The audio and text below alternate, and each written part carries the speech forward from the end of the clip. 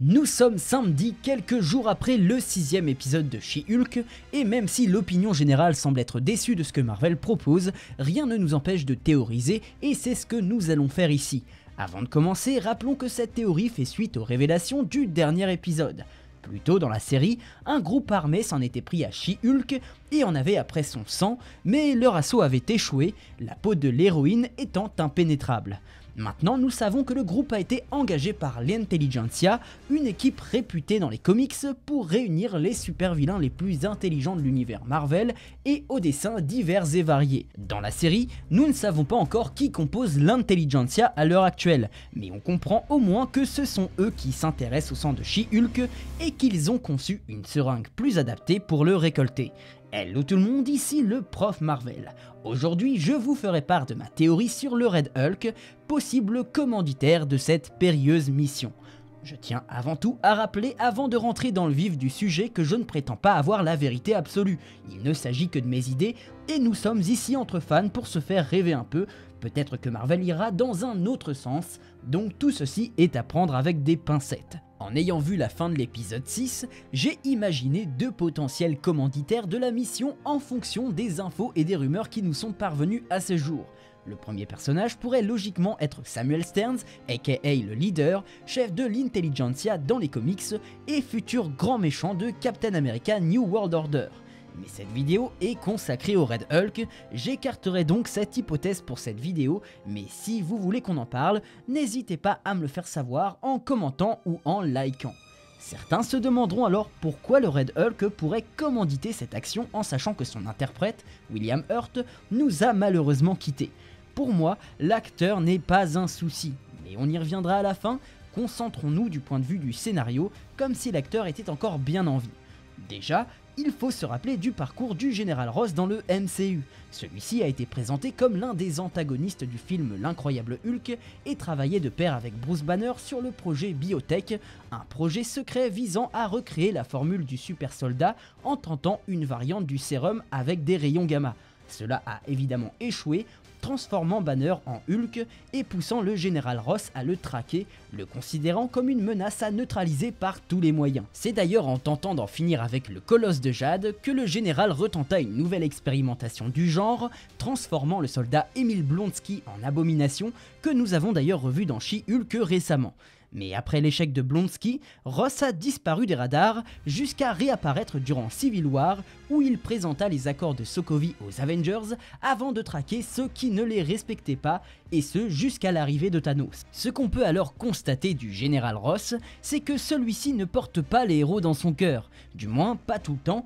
spécialement quand ceux-ci font des victimes autour d'eux, et qu'il a pendant de nombreuses années fait une bonne fixette sur Hulk et sur le sérum qui l'a transformé au point de retenter l'expérience avec Blonsky sans supervision de scientifiques ou du gouvernement. Au début de la série She-Hulk, une nouvelle itération de Hulk fait alors son apparition, Jennifer Walters, contaminée par le sang de son cousin Bruce et étant une version presque parfaite du colosse de Jade, tant sur la maîtrise de sa transformation que sur le changement biologique que cela a provoqué en elle. Cela a naturellement poussé l'héroïne à être connue du grand public, attirant autant de fans que de détracteurs. Si nous considérons que le général Ross est encore bel et bien en vie, ce qui est normalement le cas vu que le MCU n'a pas encore défini s'il était mort ou pas, l'émergence d'un Hulk bien mieux optimisé que Banner lui-même ou que l'Abomination aurait logiquement pu lui faire de l'œil, même si celui-ci a indiqué avoir changé depuis quelques années, achever le projet sur lequel il avait échoué et prendre sa revanche sur Bruce Banner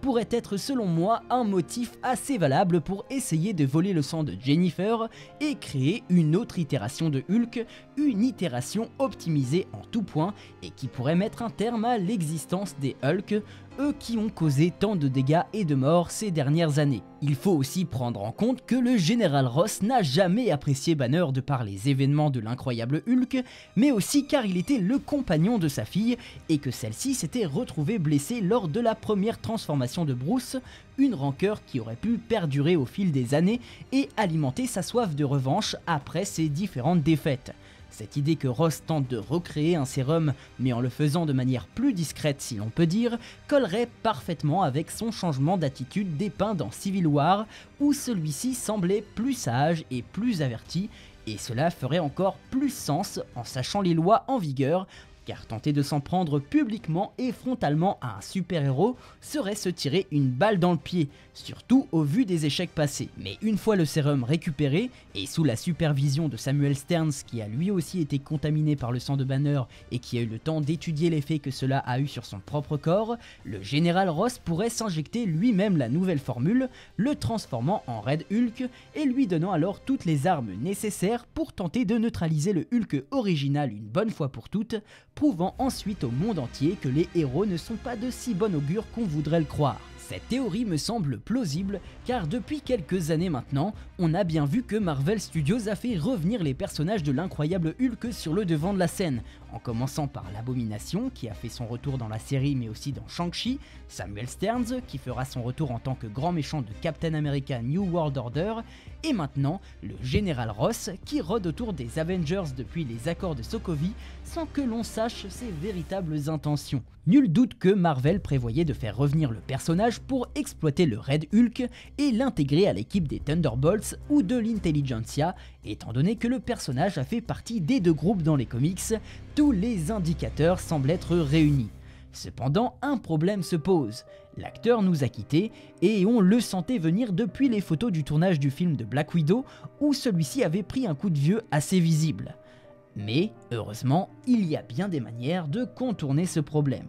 La première solution, la plus simple, serait de caster un autre acteur. Déjà car ce n'est pas la première fois que Marvel Studios le fait. Hulk, War Machine et Crâne Rouge en sont le parfait exemple. Certains me diront alors que ce choix n'est pas possible car pour Wakanda Forever, personne ne reprendra le rôle de T'Challa, Marvel Studios ayant fait le choix de ne pas remplacer Chadwick Boseman. Mais de mon point de vue, la situation n'est pas la même, car la mort de Boseman n'était véritablement pas prévue, là où la mort de William Hurt aurait pu largement être anticipée par les studios au vu de son état durant le tournage de Black Widow, ce qui nous amène à la solution 2. Star Wars l'a déjà fait dans le cas de Carrie Fisher pour le personnage de Leia dans les derniers opus de la saga, utiliser des scènes coupées de William Hurt et les réintégrer dans un autre projet pour coller à l'histoire actuelle. Cela permettrait d'une part de revoir l'acteur une dernière fois, surtout quand on sait qu'il y avait des rumeurs indiquant le retour du personnage dans la série, et si Marvel a anticipé le décès de l'acteur, peut-être ont-ils tout simplement en stock des scènes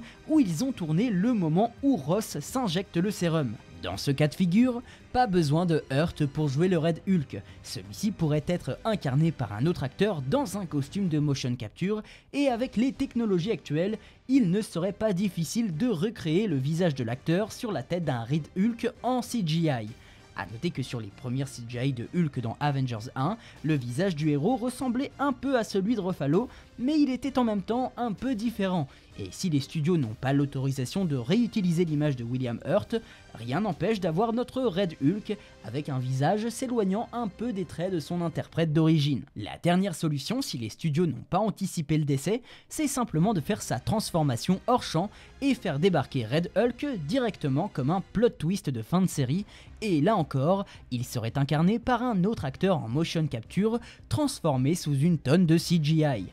Bref, comme vous pouvez le constater, il y a largement de quoi contourner le problème, et j'ai du mal à croire que la mort de William Hurt ait pu bouleverser les plans du studio sur Red Hulk au point de l'éliminer totalement de l'équation, à moins qu'il n'y ait jamais eu de plan prévu pour le personnage, ça reste une possibilité. Et si ce n'est pas via She-Hulk que le personnage sera introduit, rien n'empêche de le voir débarquer dans Thunderbolts, vu qu'il est lui-même le leader du groupe dans les comics, ou simplement dans Captain America New World Order, étant donné que la série Falcon and the Winter Soldier a remis sur le devant de la scène l'exploitation des sérums de super soldats. Le fait que le leader soit d'ailleurs le grand méchant du film n'est sûrement pas un hasard, et les liens à faire avec un Red Hulk ne semblent pas déconnants. Bref, ne perdons pas espoir, et espérons que Marvel Studios pourra rendre un bel hommage à William Hurt en exploitant correctement son personnage. Et la vidéo est à présent terminée, je vous remercie de l'avoir suivi jusqu'au bout. Si ça vous a plu alors abonnez-vous, activez la cloche et lâchez le petit pouce bleu des familles qui fait plaisir. Vous pouvez également soutenir mon travail en devenant membre de la chaîne ou en passant par ma page Utip ou simplement en me rejoignant sur Instagram où je suis très actif, tous les liens sont en description. Et quant à moi je vous dis à la prochaine pour une nouvelle vidéo, ciao!